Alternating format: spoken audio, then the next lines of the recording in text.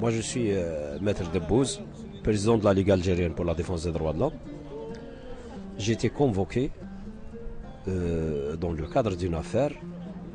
J'avais déclaré à la presse que cette affaire, c'est un montage du Wali qui avait lui-même déclaré après que c'est lui qui avait donné les ordres à la justice pour me faire des ennuis.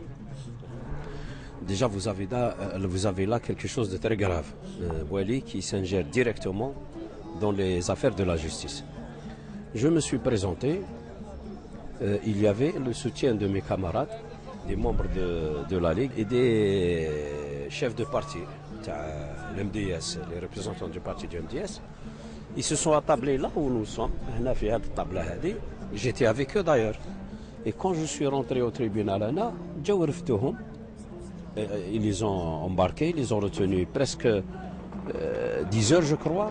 Ils les ont relâchés après. Le commissaire principal de Gherdaya, le chef de sûreté de Wilaya, avait présenté ses excuses à 6 personnes. Il y avait le vice-président de la Ligue, Khadr Chouicha, vice-président, coordinateur du MDS, Hamid Farhi, le porte-parole du MDS, Fethi Gharras. Il y avait Abdelkader Kharba et Mansari Ahmed qui sont membres du Conseil national de la Ligue. Il y avait Nadir Debbouze qui est mon neveu qui m'accompagnait. Donc les policiers ont présenté leurs excuses. Ils ont établi des PV. Les PV, on n'a rien fait. On était juste en train de prendre un café. Ils les ont relâchés. Ils ont présenté les excuses. Une année après, Farhi Hamid, c'est la caméra du parti politique, il m'a demandé qu'est-ce que je peux faire pour restituer ma caméra. J'ai dit il faut écrire au chef de sûreté pour lui demander la restitution de votre caméra. Il a écrit le courrier il haq à Gherdaya. La réaction des policiers, c'est de transférer le dossier au procureur pour lui demander de faire une procédure qui peut-être, moi je pense, qui va légaliser la confiscation de cette caméra. Donc juste après la réception de ce courrier, il y a eu le procureur qui a ordonné l'ouverture d'une enquête, d'une information judiciaire au juge d'instruction. Le juge d'instruction qui avait les adresses des personnes ne les a pas convoquées. Il a envoyé du courrier au juge d'instruction d'Alger, aux autres juges d'instruction, je ne sais pas pourquoi il a fait ça.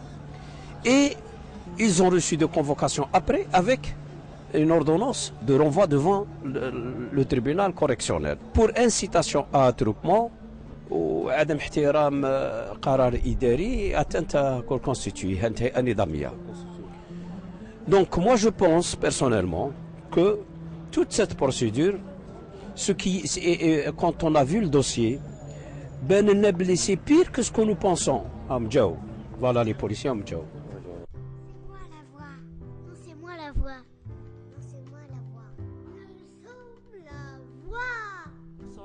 La voix des sans-voix. Khadr Chouicha, qui est vice-président de la Ligue algérienne de défense des droits de l'homme. Donc l'affaire, comment elle est née, il y avait une conspiration contre le président du bureau de la Ligue algérienne des droits de l'homme, M. Salah Debbouze. Même la presse avait commencé à dire que la justice a décidé. Ce qui montrait que la justice n'est pas indépendante dans ce pays. Donc, quand il y a eu ça, on a décidé de se déplacer au niveau de Gherdaya, puisque lui devait être entendu par le juge d'instruction. On a décidé de dire, c'est pas normal que la presse, c'est la presse qui décide. Il était venu pour dire que M. Salah Debbouze, c'est une personne, mais il n'est pas seul. Qu'il y a des gens avec lui qui maintiennent que nous devons agir dans ce pays pour que ce soit la force du droit et non pas le droit de la force. Alors que nous sommes dans un pays où c'est le droit de la force, donc nous sommes venus. Et ils n'ont trouvé aucun prétexte, on était attablés comme aujourd'hui, ici, on était attablés, parce que des amis entre eux nous voulaient prendre des photos pour dire on est là, on a été à Gherdaya pour soutenir M. Salah Debbouze, ils nous sont tombés dessus, en déclarant que c'est un attroupement illégal. Et c'est comme ça, c'est la même chose. On était assis en train de siroter le thé ou bien une limonade ou bien. Donc, ils nous ont embarqués, ils nous ont traités comme des malfrats. empreinte digitale, mensuration et tout ce qui s'ensuit. Après plusieurs heures, le responsable de la police est venu en nous disant « Je m'excuse, c'est une erreur ». Ils vous ont arrêté, c'est une erreur. Bien sûr, on était attablés à une table qui veut dire un attroupement illégal. L'affaire se remonte En juillet 2016. Ouais. Donc depuis 2016, le silence total. Il a suffi que l'un des responsables du MDS, qui était présent avec nous pour soutenir M. Salah Debbouz, a vu sa caméra confisquée par la force de police. Il a écrit, ça fait 2 mois, là, sur quelle base vous me confisquez ma caméra. Donc vous me rendez ma caméra. Ils n'ont trouvé d'autres moyens que de dire, ah, on va relancer l'affaire contre eux. Maintenant, en disant, voilà, c'est une incitation à un attroupement illégal, en disant c'est un non-respect d'une décision administrative et une atteinte encore constituée. Donc ils ont relancé tout ce tralala. Et heureusement, vous avez vu que beaucoup de camarades qui sont venus ici, que ce soit de la Ligue ou d'autres partenaires de la société civile ou d'autres individus qui sont venus nous soutenir en disant nous venons faire un attroupement, ce qui est devenu maintenant en Algérie un attroupement illégal. Ils sont venus s'installer dans un café. Donc voilà pourquoi nous étions venus ici avec nos camarades et vous avez, je pense, été mis au courant qu'ils ont décidé de reporter le procès pour le 20 mars. Une société apaisée, ça veut dire tout le monde a ses droits, qu'on ne bouffe pas les droits des autres. Donc ils n'ont pas appris, mais nous sommes en train de faire un apprentissage, nous sommes en train de leur apprendre qu'il n'y a que ça comme avenir en Algérie. Qu'est-ce qu'on vous reproche en fait? On nous reproche tout simplement d'avoir été solidaires avec M. Salah Debbouz, qui est le président du bureau de la Ligue, tout simplement. Il y avait tout un scénario qui avait été monté à l'avance pour l'emprisonner. Nous avions compris que c'était tout un scénario. Donc, pour ne pas le laisser seul, et heureusement, il y a eu des gens qui sont venus pour dire non, il n'est pas seul. C'est un individu, certes, mais ça, il n'est pas seul. Il représente, c'est un symbole actuellement, c'est un symbole, le symbole de la lutte pour les droits de l'homme en Algérie. Donc on est venu et c'est ça qui ne leur a pas plu. Donc c'est une logique. Malgré cela, il y a des contradictions dans le système, puisque Daouna, où ils nous ont traités à peu près comme des malfrats, comme si on avait, je ne sais pas, volé ou tué ou assassiné ou je tiens à le rappeler, la police, les policiers, mais donc il a présenté ses excuses. Ou l'inadrouk, incitation à attroupement et tout le tralala. Caméras du MDS, ils n'ont pas restitué. C'est ça le problème, c'est-à-dire que quand tu les ramènes à la question du droit, sur le terrain du droit, tu les blesses. Qui te dit tu n'as pas le droit de prendre une caméra comme bon te semble, de faire des rétentions comme bon te semble. Il y a la loi si tu veux faire une rétention d'objets.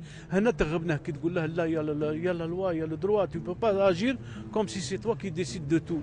Et même du droit de vie et de mort et de faire de la rétention.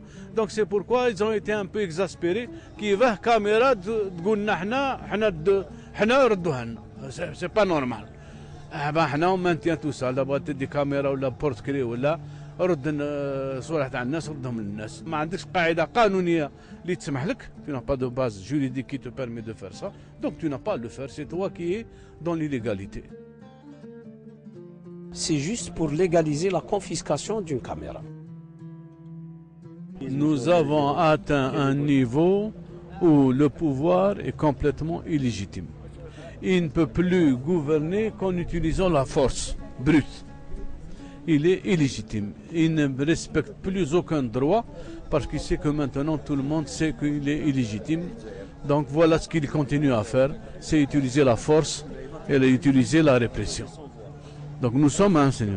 C'est pourquoi maintenant, quand l'état du respect des droits humains est lamentable et déplorable.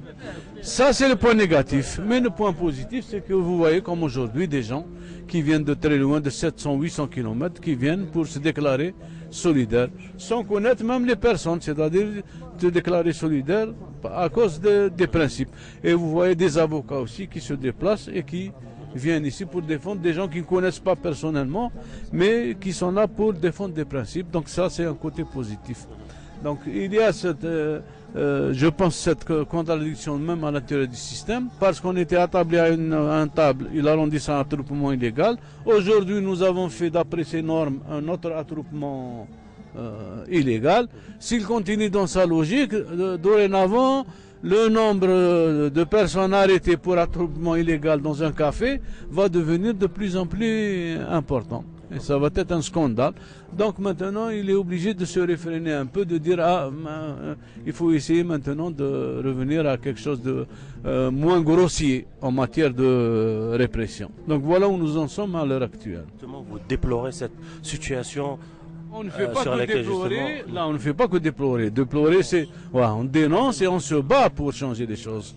Déplorer, c'est dépasser. Ça fait longtemps qu'on déplore et ça ne suffit pas. Voilà. Maintenant, non, on se bat. Les gens qui sont venus ici, qui se sont déplacés, c'est pour se battre, c'est pour montrer qu'ils ont envie que ça change dans ce pays.